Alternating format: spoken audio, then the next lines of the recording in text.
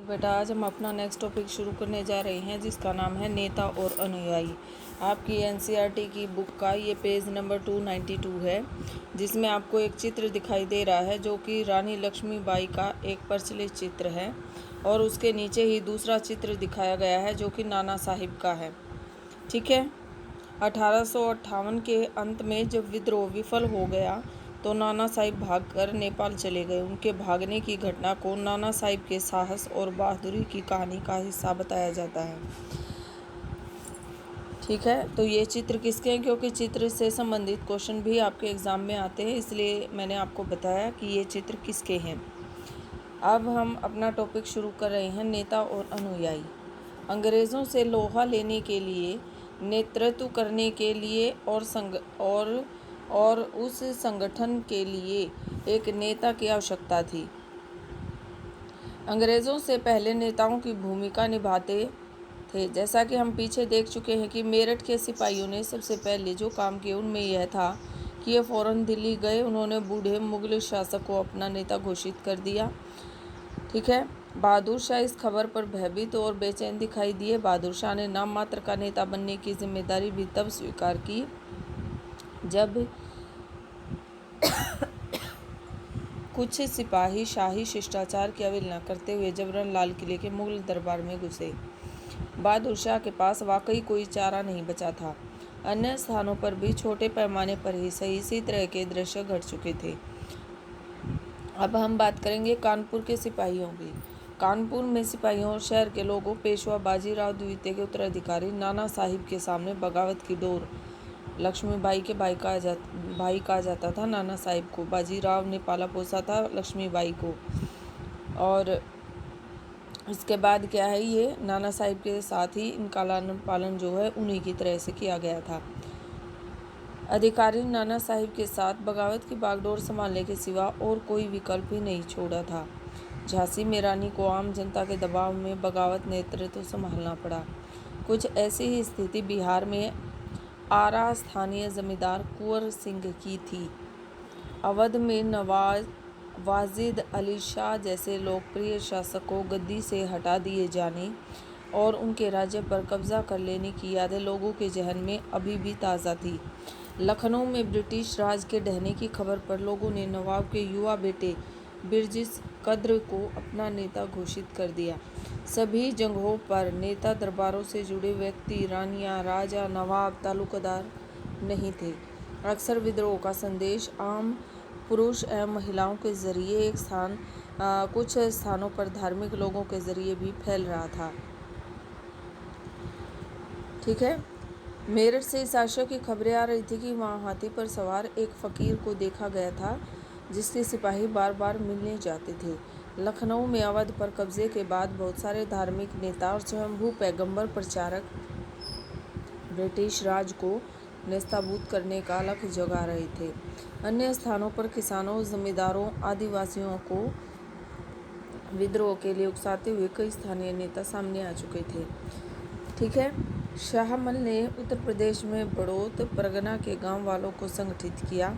छोटा नागपुर स्थित सिंहभूम के एक आदिवासी काश्तकार गोनू ने इलाके के कोल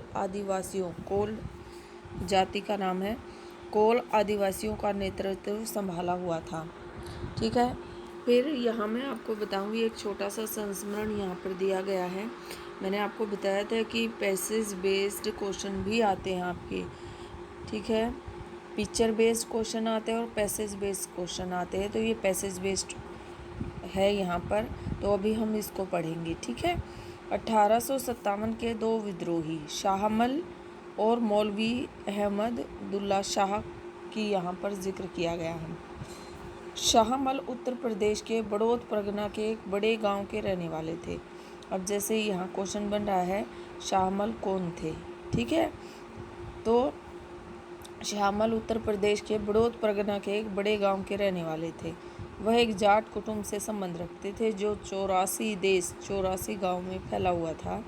इस इलाके की ज़मीन सिंचाई की सुविधाओं से लैस और उपजाऊ थी। यहाँ की मिट्टी काली नम थी। बहुत सारे ग्रामीण संपन्न थे और लोग ब्रिटिश भू राजस्व व्यवस्था को दमनकारी मानते थे। लगान की दर ज़्यादा वसूली जाती थी। नतीजा यह था कि किसानों की ज़मीन बाहरी लोगों के हाथ में जा रही थी।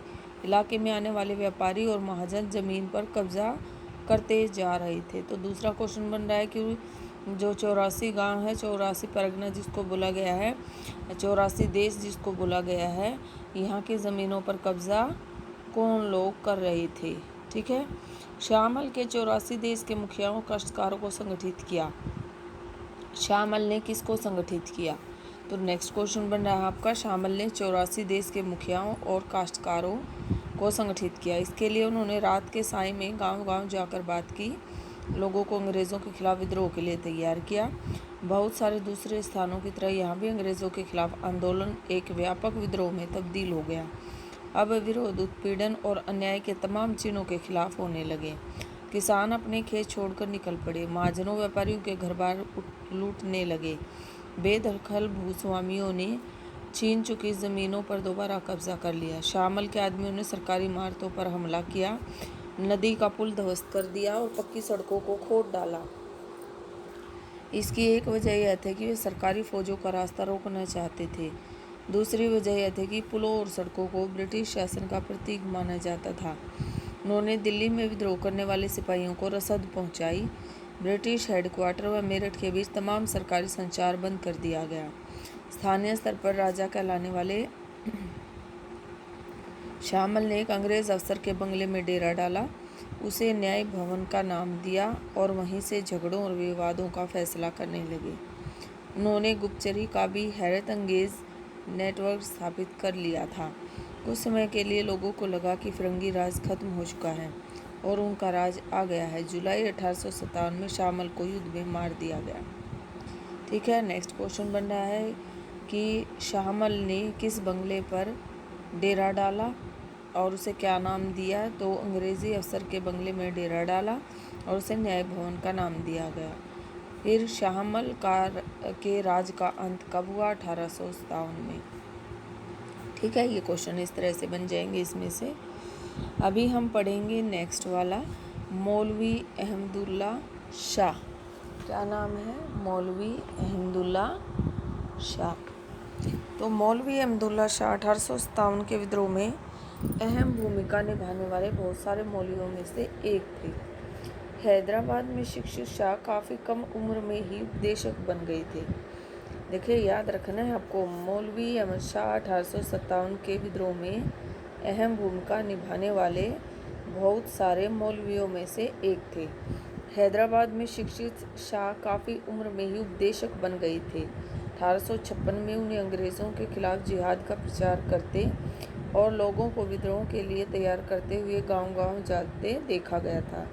वे एक पालकी में बैठकर चलते, पालकी के आगे आगे ढोल और पीछे उनके समर्थक होते थे, इसलिए उन्हें लोग बाग डंका शाह कहने लगे थे। ब्रिटिश अफसर इस बात से परेशान थे कि मौलवी के साथ हज़ारों लोग जुट रहे थे और बहुत सारे मुसलमान उन्हें पैगंबर मानने लगे थे और समझते थे कि वे इस्लाम के आदर्शों से ओतप्रोत है। जब 1856 में वे लखनऊ पहुंचे तो पुलिस ने उन्हें शहर में उपदेश देने से रोक दिया। 1857 में उन्हें फैज़ाबाद जेल में बंद कर दिया गया। रिहा होने पर उन्हें 22वीं नेटिव इन्फेंट्री के विद्रोहियों ने अपना नेता चुन लिया। उन्होंने चिन्हाट के विख्यात संघर्ष में हिस्सा लिया। किस संघर्ष में हिस्सा लिया? चिन्हाट के संघर्ष में हिस्सा लिया, जिसमें हेनरी लॉरेंस की अगुवाई वाली टुकड़ियों को मुंह की खानी पड़ी। मौलवी साहब को उनकी बहादुरी और ताकत के लिए जाना जाता था। बहुत सारे लोग मानते थे कि उनको कोई नहीं हरा सकता, उनके पास जादुई शक्तियां हैं और अंग्रेज़ उनका बाल भी बांका नहीं कर सकते। काफ़ी हद तक इसी विश्वास के कारण उन्हें लोगों में इतना अधिकार प्राप्त था। ठीक है, तो अवध में जो एक पावरफुल राजा था उसका नाम क्या था? वाजिद अली शाह। फिर उनको उतार दिया गया उनके शासन से और फिर उनकी जंग है, विद्रोहियों ने उनके पुत्र बिरजिस कद्र को अपना नेता घोषित किया। तो आपको याद रखना है, अवध का नवाब कौन था? वक्त का नाम वाजिद अली शाह था। उसे गद्दी से किसने हटाया, उसके पुत्र का नाम क्या था। ठीक है। फिर छोटा नागपुर सिंह भूमि के एक आदिवासी काश्तकार गोनू, आपको याद रखना है। छोटा नागपुर स्थित सिंह भूमि के एक आदिवासी काश्तकार जिसने आदिवासियों का नेतृत्व संभाला, उसका नाम था गोनू। ठीक है, गोनू आपको याद रखना है, गोनू। और इससे आगे का करेंगे अभी हम। अफवाहें और भविष्यवाणियाँ। तरह तरह की अफवाहों और भविष्यवाणियों के जरिए लोगों को उठ खड़ा होने के लिए उकसाया जा रहा था। जैसा कि हमने पीछे मेरठ से दिल्ली आने वाले सिपाहियों ने बहादुर शाह को उन कारतूस के बारे में बताया था जिन पर गाय और सूअर की चर्बी का लेप लगा था। उनका कहना था कि अगर वे इन कारतूसों को मुंह से लगाएंगे तो उनकी जाति और मजहब दोनों भ्रष्ट हो जाएंगे। सिपाहियों का इशारा एनफील्ड राइफल के उन कारतूसों की तरफ था जो हाल ही में दिए गए थे। अंग्रेज़ों ने सिपाहियों को लाख समझाया कि ऐसा नहीं है, लेकिन यह अफवाह उत्तर भारत की छावनियों में जंगल की आग की तरह फैलती चली गई। इस अफवाह का स्रोत ढूंढा जा सकता है। राइफल इंस्ट्रक्शन डिपो के कमांडेंट कैप्टन राइट ने अपनी रिपोर्ट में लिखा था कि दम स्थित शस्त्रागार में काम करने वाले नीची जाति के एक खलासी ने जनवरी 1857 के तीसरे हफ्ते में एक ब्राह्मण सिपाही से पानी पिलाने के लिए कहा था। ब्राह्मण सिपाही ने यह कहकर अपने लोटे से पानी पिलाने से इनकार कर दिया कि नीची जाति के छूने से लोटा अपवित्र हो जाएगा। रिपोर्ट के मुताबिक इस पर खलासी ने जवाब दिया कि वैसे भी जल्दी ही तुम्हारी जाति भ्रष्ट होने वाली है, क्योंकि अब तुम्हें गाय और सूअर की चर्बी लगे कारतूसों को मुंह से खींचना पड़ेगा। इस रिपोर्ट की विश्वसनीयता के बारे में कहना मुश्किल है, लेकिन इसमें कोई शक नहीं कि जब एक बार यह अफवाह फैलना शुरू हुई तो अंग्रेज़ अफसरों के तमाम आश्वासनों के बावजूद इसे ख़त्म नहीं किया जा सका और इसने सिपाहियों में गहरा गुस्सा पैदा कर दिया। अब 1857 की शुरुआत तक उत्तर भारत में यही एक अफवाह नहीं थी। यह अफवाह भी जोरों पर थी कि अंग्रेज़ सरकार ने हिंदुओं और मुसलमानों की जाति और धर्म को नष्ट करने के लिए एक भयानक साजिश रच ली है। अफवाह फैलाने वालों का कहना था, इसी मकसद को हासिल करने के लिए अंग्रेज़ों ने बाजार में मिलने वाले आटे में गाय और सूअर की हड्डियों का चूरा मिलवा दिया है। शहरों और छावनियों में सिपाहियों और आम लोगों ने आटे को छूने से भी इनकार कर दिया। चारों तरफ इस आशय का भय और शक बना हुआ था कि अंग्रेज़ हिंदुस्तानियों को ईसाई बनाना चाहते हैं। यह बेचैनी बहुत तेज़ी से फैली। ब्रिटिश अफसरों ने लोगों को अपनी बात का यकीन दिलाने का भरसक प्रयास किया, लेकिन नाकामयाब रहे। इन्हीं बेचैनियों ने लोगों को अगला कदम उठाने के लिए झंझोड़ा।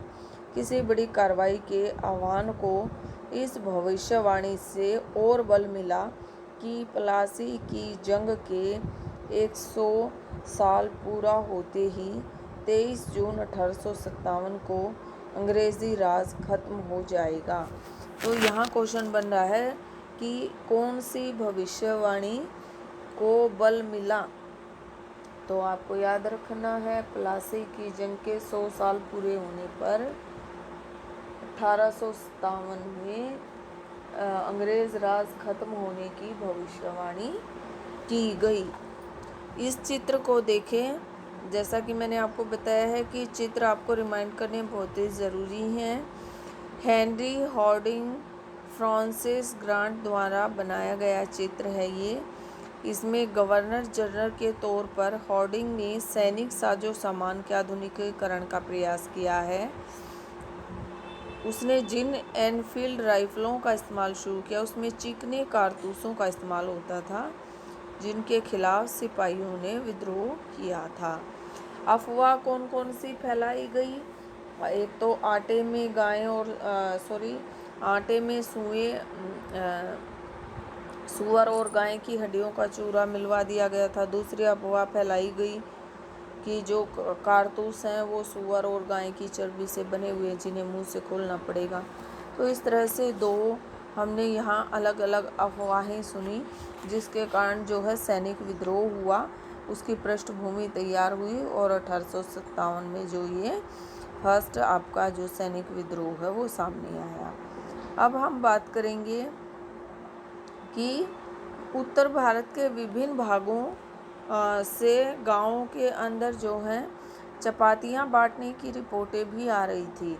रात में एक आदमी आकर गांव के चौकीदार को एक चपाती तथा 5 और चपातियां बनाकर अगले गांव में पहुंचाने का निर्देश दे जाता था और यह सिलसिला यूं ही चलता जाता था। चपातियां बांटने का मतलब और मकसद न उस समय स्पष्ट था न आज स्पष्ट है, लेकिन इसमें कोई शक नहीं कि लोग इसे किसी आने वाली उथल पुथल का संकेत मान रहे थे। ठीक है, तो चपातियां बांटना भी एक अफवाह थी। इसके कारण लोग भविष्य में कुछ गलत होने की आशंका से आशंकित हो गए थे। ठीक है, अब है लोग अफवाहों में विश्वास क्यों कर रहे थे। अब देखें, हमने अफवाहें और भविष्यवाणियाँ पढ़ी कि क्या क्या अफवाहें फैलाई गई, क्या क्या भविष्यवाणी की गई। ठीक है, तो अफवाहें क्या फैलाई गई थी कि गाय और सूअर के चर्बी लगे कारतूस हैं, जिन्हें मुंह से खोलना पड़ेगा। सेकंड अफवाह फैलाई गई कि आटे में गाय और सूअर की हड्डियों से बना चूरा मिक्स कर दिया गया है।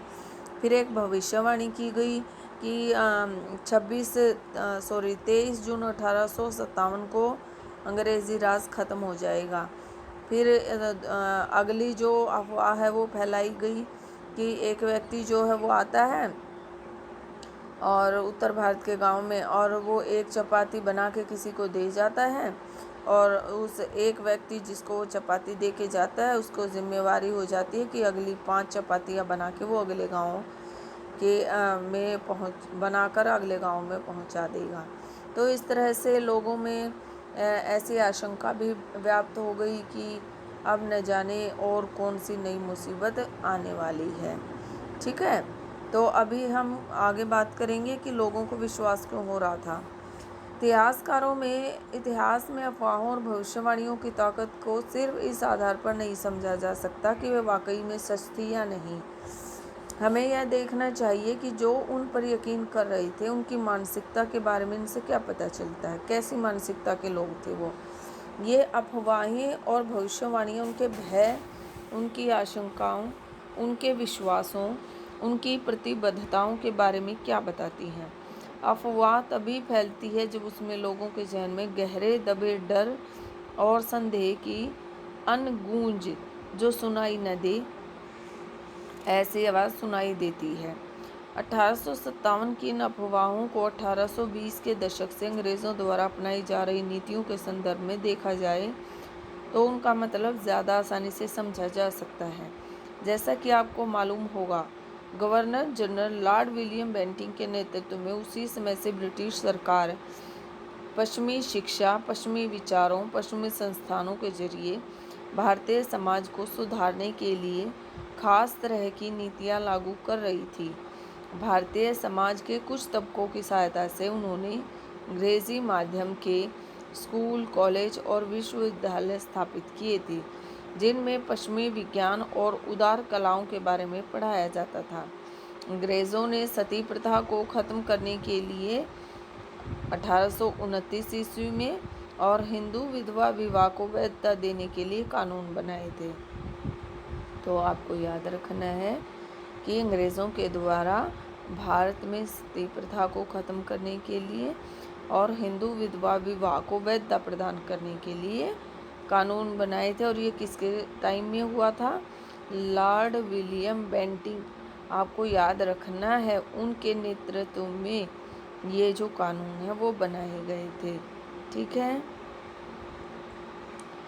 शासकीय दुर्बलता और दत्तकता को अवैध घोषित कर देने जैसे बहानों के जरिए अंग्रेजों ने न केवल अवध बल्कि झांसी और सतारा जैसी बहुत सारी दूसरी रियासतों को भी कब्जे में ले लिया था।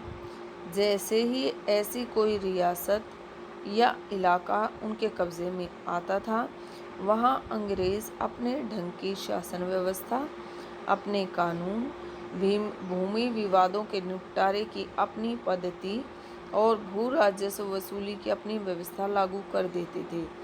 उत्तर भारत के लोगों पर इन सब कार्रवाइयों का गहरा असर हुआ। लोगों को लगता था कि अब तक जिन चीज़ों की कद्र करते थे, जिनको पवित्र मानते थे, चाहे वो राजे रजवाड़े हों, सामाजिक धार्मिक रीति रिवाज हों या भू स्वामित्व लगान अदायगी की प्रणाली हो, उन सबको ख़त्म करके एक ऐसी व्यवस्था लागू की जा रही थी जो ज़्यादा हृदयहीन, पराई और दमनकारी थी। ठीक है। तो यहाँ भी क्वेश्चन बन रहा है, जैसे इस भाग को एक बार और पढ़िए तथा विद्रोह के दौरान नेता कैसे उभरते थे, इस बारे में समानता और भिन्नताओं की व्याख्या कीजिए। किन्हीं दो नेताओं के बारे में बताइए कि आम लोग उनकी तरफ क्यों आकर्षित हो जाते थे। ये क्वेश्चन है जो आपको खुद करना है। ठीक है बेटा, बाकी हम कल करेंगे। Thank you, have a nice day.